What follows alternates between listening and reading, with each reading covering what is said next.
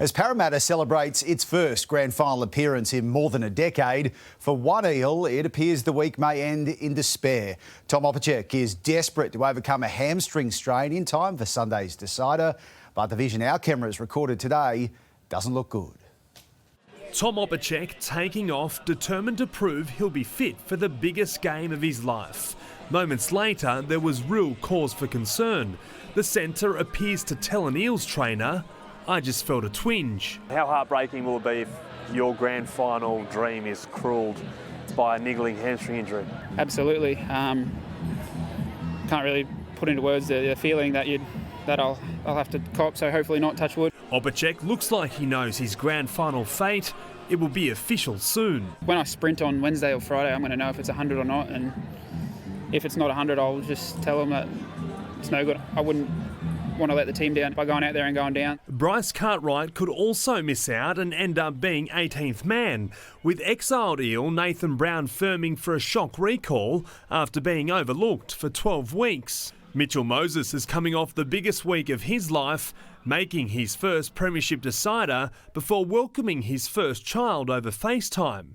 His grand final baby solution? I might put her in a different room with someone else with the baby. The halfback shoulders the hopes of a desperate club determined to end a 36-year title drought. Obviously the dreaded 7 jersey, the curse of the 7 jersey at Parramatta ever since. I've heard everything. It'd be special to be in the same sentence, I guess, as Peter Sterling's winning the comp. Parramatta's last premiership-winning halfback is fully behind the current crop of Eels. Texted me the other day, wishing me all the best. So, he's been a lot of help and very supportive. I think he just wants to see us succeed and, feel what he felt, I guess. For fan favourite Mike Acevo, it's all about family.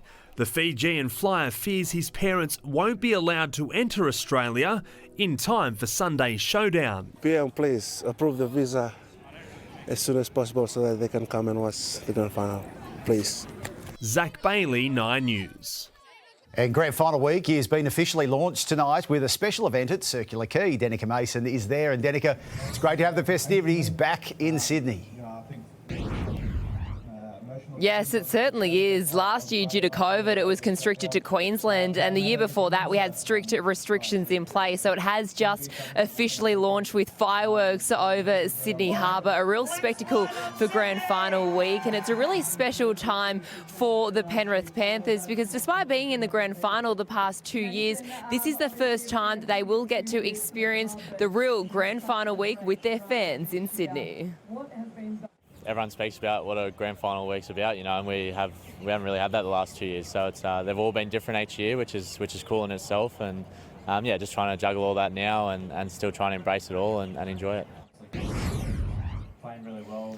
So the Penrith Panthers will hold an open training session tomorrow before the Dally M Awards on Wednesday night. And then, James, we are into the countdown to the big day on Sunday. Cannot wait. Denica, thank you. Well, Rugby League has given Brian To'o a lot, but he's giving back just as much. Despite all the hype and pressure of NRL finals, the Premiership Panther has still found time to repay his parents for their sacrifices. This was the moment of the preliminary final. Brian To'o is a game changer on the field. The Pocker Bulldozer is a life changer off it. He's always thinking of others. I just noticed your boots are signed. What's that about? I've got obviously a couple of the boys to sign my boots. Coming close to the end of the season and thinking of, obviously giving it to someone, one of the fans or one of the little kids. To'o doesn't just help out strangers. He achieved a lifelong ambition this year when he brought his parents a home. Can you talk me through the emotion of that? Obviously, when you're a young Polynesian kid, obviously your parents are top priority and you want to do something special for myself. I obviously wanted to buy my parents a house and just to say thank you for everything that they've done for me and all the little sacrifices and just thought I'd buy them a house and just the exchange of how much I love them. It was the ultimate surprise. Did they know you were going to do it? No, they actually didn't. They didn't think that. Obviously, I got the season coming through and they didn't think I'll be doing it this year and just really proud of myself that I finally did it for them.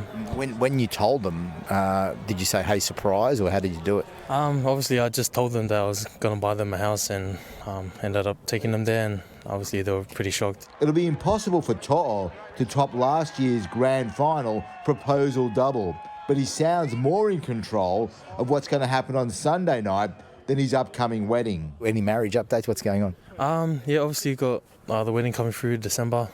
That's pretty much all I know. The boss has got all the information.